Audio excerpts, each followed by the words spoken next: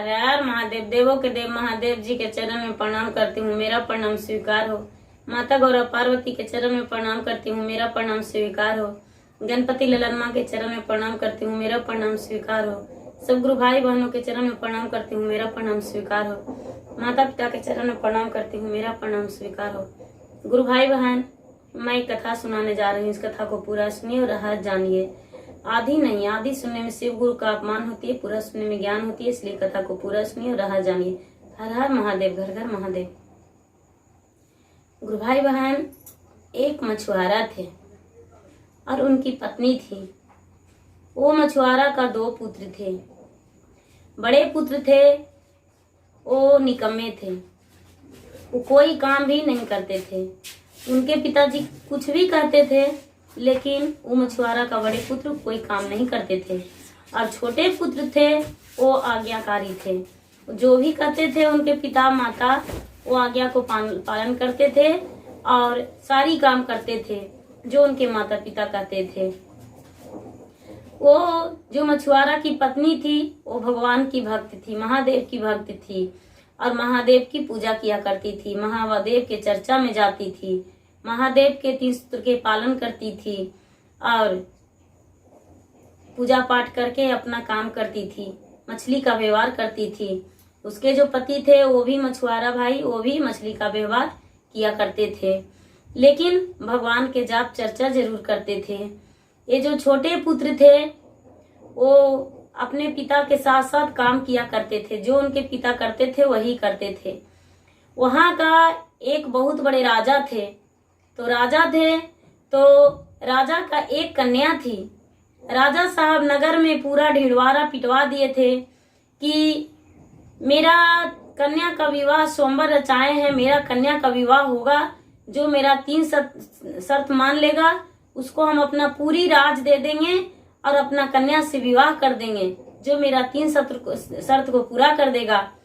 बहुत सारे राजा प्रजा गए, लेकिन उनका शर्त को कोई नहीं पूरा किए, कोई नहीं उनका कहे अनुसार पूरा हुआ उनका शर्त। ये जो मछुआरा थे, इनका छोटे पुत्र तालाब में जाल बिगे। तालाब में जाल में बिगे तो जाल में सीप, जो सीप होती है जिससे मोती निकलती है, वो सीप इनको फंस गया जाल में। 20 सीप फंस गया। वो देखे तो अपने पिता से कहने लगे, पिताजी ये क्या है? ये तालाब में जब हम जाल फेंके तो ये फंस गया, ये क्या है? उसके पिता देखे तो बोले, अरे मूर्ख बेटा, तुम्हें नहीं पता? ये सीप है, इससे जिसका भाग ऊंचा होता है उससे तो कुछ भी हो सकता है, इसमें मोती निकलता है। वो लाए घर पे और जब सारी सीप को खोले तो उससे 20 मोती निकला। वो राजा साहब का शर्त था कि अपना कमाए हुए धन से उसका इतना सुंदरताई मोती हो, इतना सुंदरताई जो राज में किसी के पास ना हो, वो लड़का को अपना कमाई हुए धन से रहे। दूसरा शर्त था कि राई, गेहूं, चावल, दाल सब फेंट के और एक में करके और रख देंगे 5-5 केजी, और उस लड़का को पूरा दिन में अलग अलग पूरा कर देना है। चारों को 4 तरफ कर देना है, एक तरफ एक एक करके चुन चुन के। तो ये जो लड़का राजा था। और तीसरा शर्त था कि उनका पिंजरे में 100 सुगा था और जंगल से पकड़ा हुआ सुगा था, तो सुगे को ले जाकर छोड़ देना है जंगल में और वापस शाम को बिना पिंजरे को घर ले आना है। सारी सुगा को 100 सुगा भी जो था वो पूरा सुगा को घर आ जाना चाहिए। जो ऐसा कर देगा उसको से अपना बेटी को शादी कर देंगे। ये मछुआरा थे, उनके पता था, अपने पुत्र को बोले कि लो, हमें ये जो सोमवार रचा हुआ है उस सोमवार में जाओ। अपने बड़े पुत्र को बोले कि सोमवार में जाओ, ये तो मोती जो हुआ जो तुम्हारा मेहनत का हो गया, छोटा भाई का मेहनत है, तो 10 मोती ले लो और जाकर और राजा से बोलो कि हम आपकी कन्या से विवाह करना चाहते हैं। वो जो बड़ा पुत्र था वो सज धज के निकल गया घर से। घर से निकल गया तो रास्ते में बहुत सारा चींटी थी।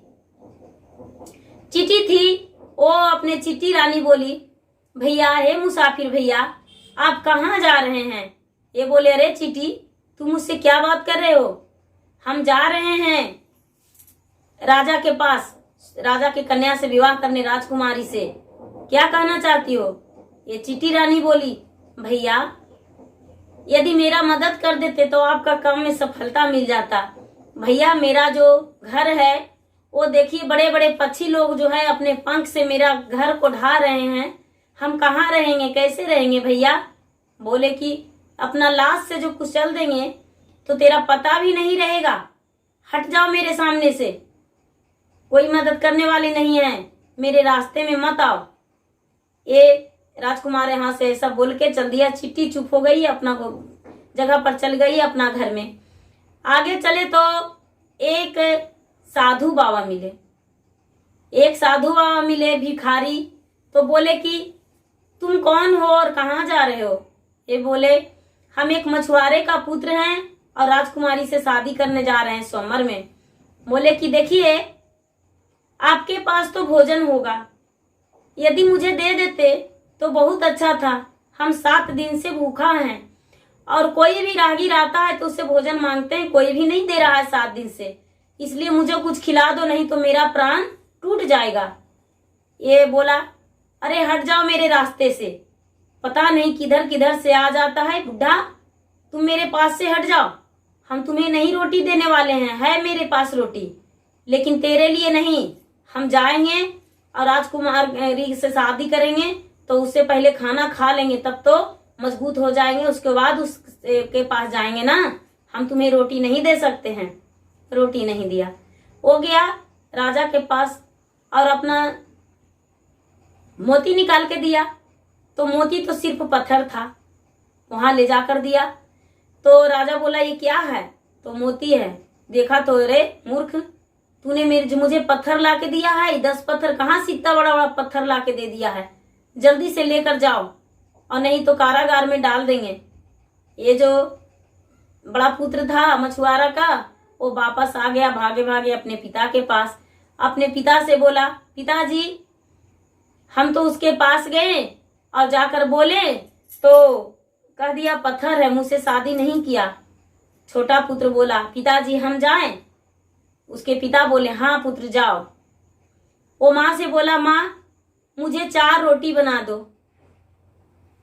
4 रोटी बना दो और हम रोटी बनाकर दे दो, उसमें थोड़ी सी नमक दे देना, सत्तू दे देना और रोटी दे देना, हम जाएंगे उस राजा के पास। बोले ठीक है। ये भी 10 मोती ले लिया और सत्तू और रोटी ले लिया और चल दिया। चलते चलते वही चिट्टी रानी रास्ते में मिली। बोली, भैया, मुसाफिर भैया, मेरा मदद कीजिए। बोले, क्या बात है चिट्टी रानी, क्या तुम्हें मदद चाहिए हमसे? हम बिल्कुल मदद करेंगे आपको। बोले, भैया देखिए ना, मेरा घर जो है, ये सारी टिड्डा पक्षी जो है, वो सारी पक्षी मेरा घर को खराब कर रहा है भैया। उन्हें बोलिए, मना कीजिए और उन्हें डराइए, धमकाइए, आपको समय आने पर हम मदद करेंगे। बोले कि ऐसा? तो हाँ।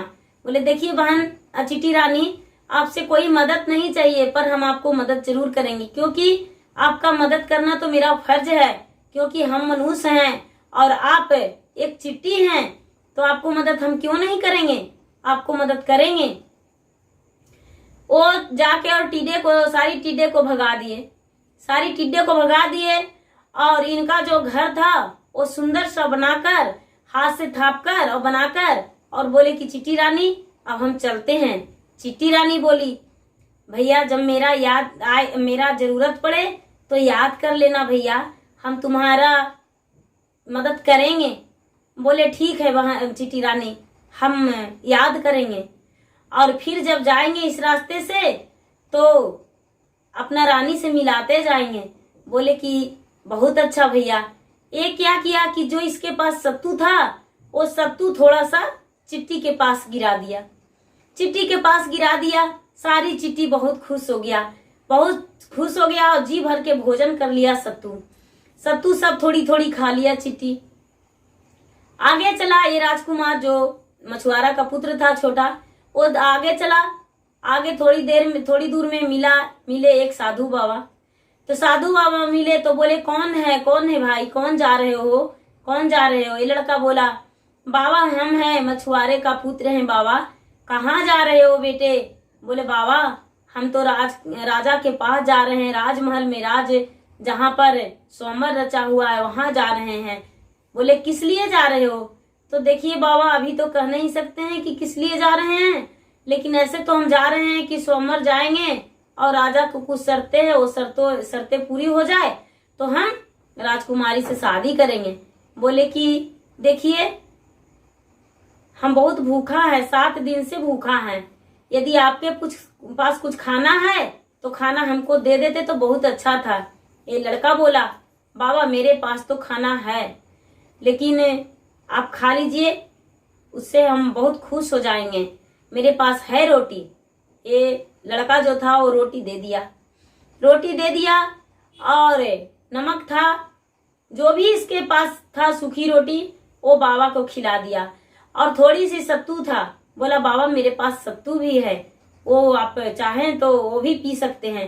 बाबा को गमछी में सत्तू बांध दिया और बोला बाबा बाद में आप खा लीजिएगा, आप भूखे मत रहिएगा, और यदि हम विजय हो जाएंगे बाबा, मुझे राजकुमारी से शादी हो जाएगा तो इसी रास्ते से जाएंगे और आपके लिए कुछ खाना राजमहल से भी लाएंगे। बोले ठीक है। वो बाबा बोले कि जब तक हम खाना नहीं खाएंगे जब तक तुम मत जाना। ये लड़का खाना बैठ गया वहीं पे और बाबा खाना खाने लगे। बाबा खाना खा लिए। उसके बाद खाना खाने के बाद एक अपना झोरी से डमरू निकाले और डमरू निकाल कर इस राजकुमार को हाथ में दे दिए और बोले बच्चा जब भी तुम्हें कोई जरूरत पड़े तो ये डमरू बजा देना, तुम्हारा मदद मिल जाएगा और तुम विजय हो जाओगे। लो ये डमरू। वो लड़का था जिस थैली में खाना रखा था उसी थैली में अपना डमरू रख लिया और चल दिया। बाबा पूछे उसे कि तुम्हारा जेब में क्या है? बोले बाबा मेरा जेब में तो मोती है, थोड़ा दिखा दो। दिखा दिए मोती पर बाबा हाथ रख दिए और बोले जाओ तुम्हारा विजय हो जाएगा। ये स्वयंवर में चल गया और राजा के पास गया। राजा पूछे किस लिए आए हो? बोले कि हम तो राजकुमारी से विवाह करने के लिए आए हैं स्वयंवर में। बोले ठीक है, शर्तें पता है? तो हाँ शर्त तो पता है, शर्त पता है, जो 3 शर्त है वो शर्त मुझे पूरी तरह से पता है, और यदि और कोई शर्त है तो भी मंजूर करेंगे। बोले कि सबसे पहले तो हम बोले थे कि जो मेरा राजकुमारी से शादी करेगा उसे अपनी मेहनत की, अपनी कमाई की एक सुंदर सा गले में हार होना चाहिए, मोती तो है तुम्हारे पास? वो जो अपना जेब से निकाला तो इसके पास तो 10 ही मोती था, लेकिन इतना सारा मोती हो गया और इतना सुंदर सुंदर मोती हो गया कि राजा तो ऐसा मोती कभी देखे ही नहीं थे। राजा जब देखे तो चकमक हो गए और उनका आंखें तो देखते ही रहते रह गई है, फटी के फटी रह गई। और राजा कहने लगे कि ये सब मोती तू कहाँ से लाया है? ये राजकुमार जो था मछुआरे का पुत्र बोला राजा साहब ये आपको नहीं देखना है हम मोती कहाँ से लाए हैं, आपको ये देखना है कि अपने मेहनत से हम लाए हैं। बोले ठीक है मोती जमा कर दो और चलो मेरा दूसरी शर्त पूरा करने। ये लड़का को अकेला कमरे में बंद कर दिए और दाल चावल गेहूं राई 4 अनाज फेंट दिए और फेंट कर और 20 केजी उनके पास जमा कर दिए और बोले कि आज के दिन ही ये तुम्हें अलग कर देना होगा, यदि अलग नहीं करोगे तो तुम फांसी पर चढ़ जाओगे। लड़का बोला ठीक है। ये अंदर गया और थोड़ी देर चुना तो इसको लग रहा है कि अरे आधा दिन से तो ज्यादा खत्म हो चुका है, मेरे पास तो वक्त भी नहीं है, अब हम इतनी सी चुने हैं 100 ग्राम 50 ग्राम भी नहीं चुन पाए हैं, कैसे हम अलग कर सकते हैं, ये तो मुझसे होगा ही नहीं। अच्छा याद करते हैं चींटी रानी का, इतना छोटा छोटा ये अनाज है, चींटी रानी कर देगी अलग। वो चींटी रानी के कहने लगा कि चींटी रानी तू मेरा मदद कर दो। चींटी रानी तू कहाँ है, हम मुसीबत में फंस गए हैं, मेरे पास आ जाओ चींटी रानी, मेरा मदद कर दो। इतना कहते ही राजकुमार को और इतना चींटी चल गया कि अनाज कम पड़ गया। और ये जो लड़का था वो लड़का सो गया एक तरफ, और चींटी रानी सारी अनाज चारों तरफ चार भाग में बांट दी, चुन चुन के। दाल एक तरफ, चावल एक तरफ, गेहूं एक तरफ, राई एक तरफ, 4 भाग में करके और सारी चींटी वहां से चल दी। ये लड़का राजकुमार का नींद पड़ गया। राजा 2-3 घंटा के बाद देखने गए उस रूम में, तो देख रहे हैं कि चारों ढेरी अलग अलग करके ये लड़का तो सोया हुआ है। राजा को बहुत खुशी हुआ राजकुमार के देख के कि ये तो बहुत मेहनती है, इतना जल्दी कर दिया, इतना जल्दी तो 50 व्यक्ति भी रहता तब पर भी नहीं कर पाता, ये अकेले कर दिया और सोने का भी वक्त निकाल लिया। ये लड़का को हाथ पकड़ के बोला, पहले तू भोजन कर लो, क्योंकि इतना शर्तें तूने तो मान लिया है, एक शर्त और है वो कल करना होगा, चलो भोजन कर लो। जाकर इतना में शाम से भी ज्यादा हो चुका था, रात हो चुकी थी, तो राजा साहब उसको भोजन करवा दिए। रात्रि में सो गया। सुबह हुआ तो सूगे का पिंजरा पकड़ा दिया और बोले इसमें 100 सूगा है, जाओ तू ले जाओ, जंगल में सारी सूगा को छोड़ देना और मेरे सिपाही भी तुम्हारे पास जाएंगे और सारी सिपाही तुम्हारे साथ ही रहेंगे।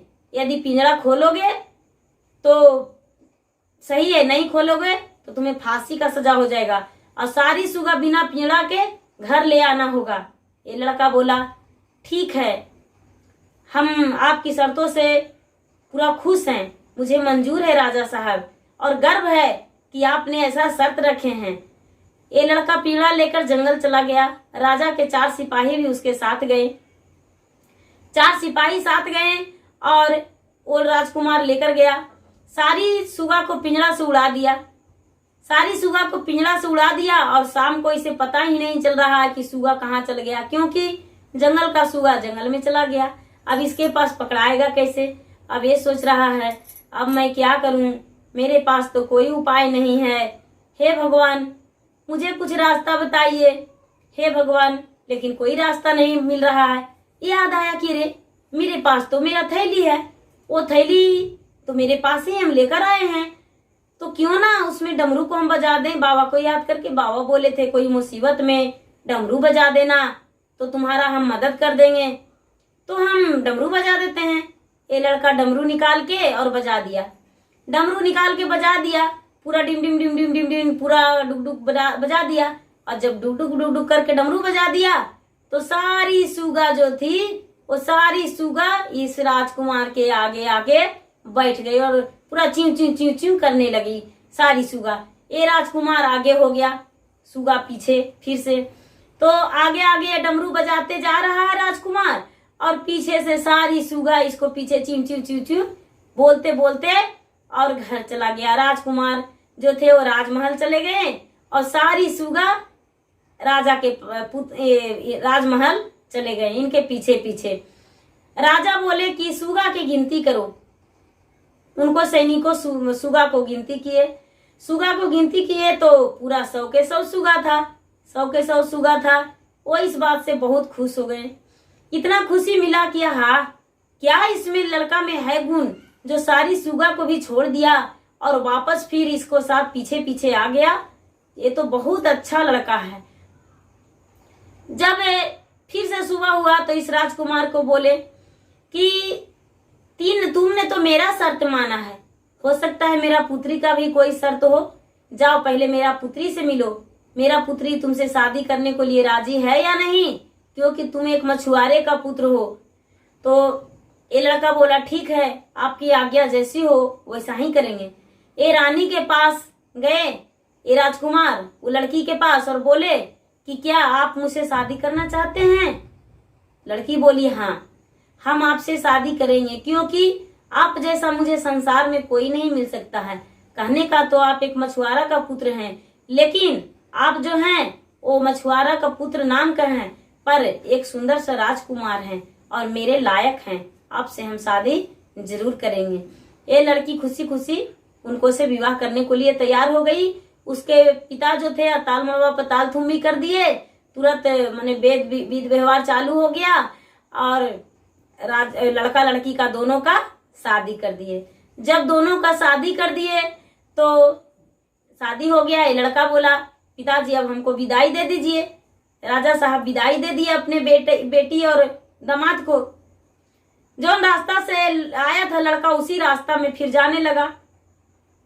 तो जाने से पहले अपने रानी को बोला था लड़का कि देखो तू कुछ रास्ते के खाने के लिए भोजन ले लेना मेरे लिए, क्योंकि रास्ते में मुझे भूख लग जाएगा, याद करके अपने माँ से बोल देना। बोले ठीक है। उसके जो सास थी वो अपने जमाई के भोजन के लिए दे दिए अपने बेटी के, किलो खिला देना रास्ते में। ये जब लड़का उतरा तो साधु बाबा फिर बैठे थे वहां। साधु बाबा वहां बैठे थे। ये लड़का उतरा तो साधु बाबा के हाथ में धरा दिया भोजन की, बाबा लीजिए, आपको कृपा से आपको आशीर्वाद से हम विजय होकर आए, राजकुमारी से शादी करके आए, बाबा लीजिए आप अपना भोजन लीजिए।